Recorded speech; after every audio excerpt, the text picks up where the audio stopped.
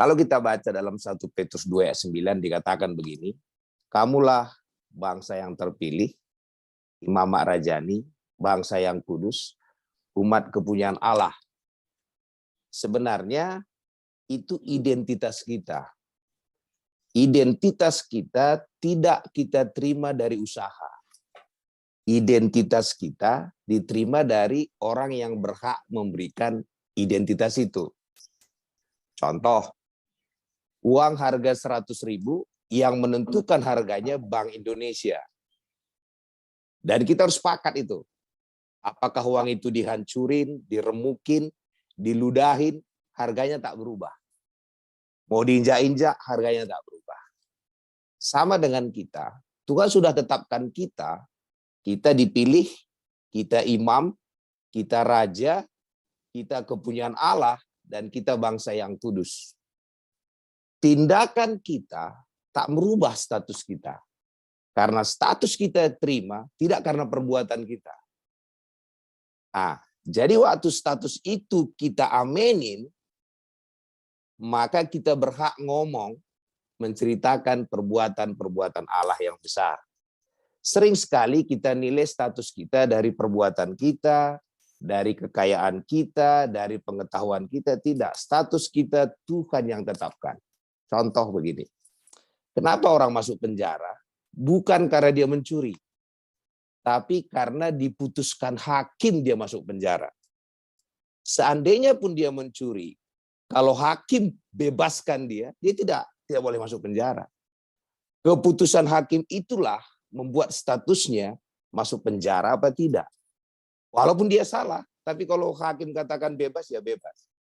Jadi kita, Tuhan tak peduli, dia sudah putuskan kita bangsa yang kudus.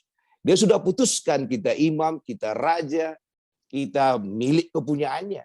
Dan waktu kita dudukin status itu, maka kita bisa menceritakan perbuatan-perbuatan Allah yang besar. Kenapa kita nggak perlu lagi menceritakan tentang diri kita? Karena tentang diri kita sudah selesai. Sudah selesai. 5 status ini tak ada lagi lawannya. Semua yang kita ceritakan tentang diri kita pasti lebih rendah dari yang 5 ini. Jadi kita nggak perlu ceritakan tentang diri kita hanya perlu menceritakan apa kata Tuhan tentang kita. Kitalah raja, kitalah imam, kitalah milik kepunyaan Allah. Saya mau kasih tahu sedikit soal milik kepunyaan Allah. Kita nggak boleh stres harusnya. Yang stres itu pemilik kita. Contoh, kalau ada mobil, tak dicuci. Yang stres itu bukan mobilnya, pemilik mobil itu. Kalau sampai mobilnya stres dan cuci sendiri, kerasukan ini mobil. Kita juga sama. Kita ini miliknya Tuhan. Jadi yang bertanggung jawab penuh atas hidup kita adalah Tuhan. Maka dikatakan, Allahku akan memenuhi segala keperluanmu. Kenapa? Karena kita miliknya. Dan kita tidak pengemis. Contoh mengenai status ini tadi lagi. Kita lihat Abraham dan Sarah. Sebelum Allah memberkati Abraham dan Sarah, dia harus rubah statusnya dulu. Dia harus rubah dulu jadi dari Abram menjadi Abraham. Artinya bapak banyak bangsa. Apakah dia punya anak? Tidak. Status dia sudah bapak banyak bangsa. Faktanya dia tidak punya anak. Tapi dia akan menjadi identitasnya itu. Akhirnya dia menjadi bapak banyak bangsa. Sarah pun harus dirubah. Jadi kita sering tidak mau menduduki identitas yang Tuhan sudah tetapkan kepada kita. Contoh selanjutnya, anak yang hilang. Anak yang hilang itu, walaupun dia hilang, statusnya tak berubah, dia tetap anak. Sehingga waktu dia pulang, warisan tetap milik dia. Tak peduli dia sejahat apapun, status dia tak berubah.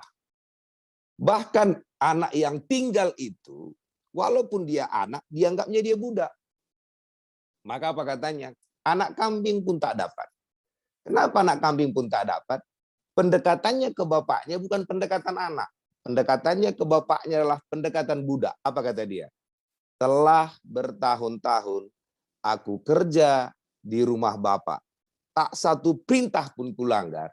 Tapi anak kambing pun tak dapat. Pendekatannya pendekatan budak. Sehingga hak dia tidak bisa nikmatin. Nah, jadi Sering sekali kita tidak duduk di status kita yang begitu tinggi itu, kita berubah jadi pengemis. Kita berubah jadi orang yang merasa tak layak. Kita dikatakan bangsa yang kudus. Kalau kita baca dalam Ulangan 28 dikatakan begini, engkau akan ditetapkan menjadi bangsa yang kudus. Di Ulangan 28 dikatakan engkau akan artinya belum.